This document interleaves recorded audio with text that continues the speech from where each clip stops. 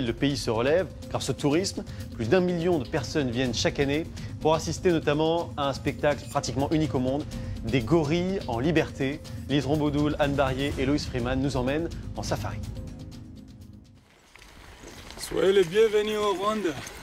En route pour une rencontre avec les gorilles des montagnes dans le massif des volcans du Virunga. Les touristes viennent du monde entier pour cette expérience unique. Mais il faut d'abord grimper à travers lianes et herbes géantes. La nature est luxuriante. C'est extraordinaire. On entre dans la maison des gorilles. C'est fou. Le guide connaît bien les gorilles. Et soudain, parmi les bambous, un visage et des yeux qui vous fixent. Et l'émotion qui vous envahit.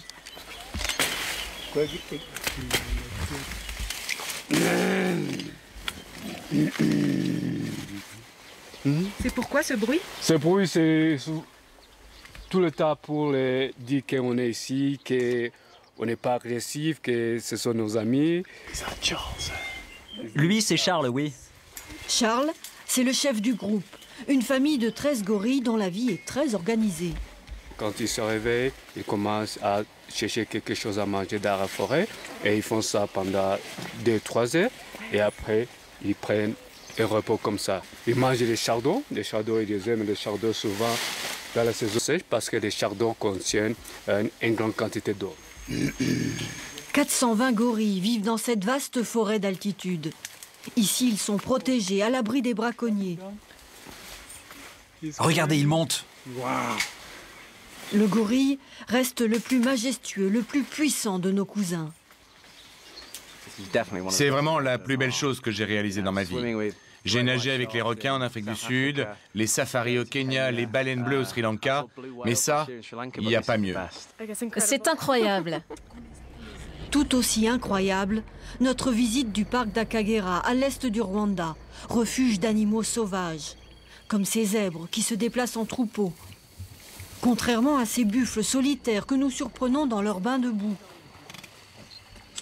Ce jour-là, dans la savane, nous ne croisons pas les girafes, mais d'agiles antilopes. Chut. Ce sont des topis, c'est une espèce d'antilope. Un topi court 90 km par heure. Le parc est parsemé de lacs. Nous nous approchons de la plage aux hippos, quelques secondes d'observation.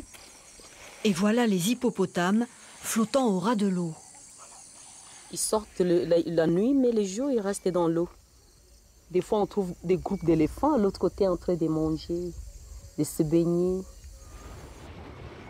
De l'autre côté, nous découvrons l'étrange île aux oiseaux, les oiseaux rares. Par centaines, ils viennent se reposer ici le soir et pondre leurs œufs, tout comme les crocodiles à l'automne. La nuit tombe, retour au lodge écologique pour un dîner autour d'un feu de bois, une soirée pour quelques touristes privilégiés, amoureux de la nature.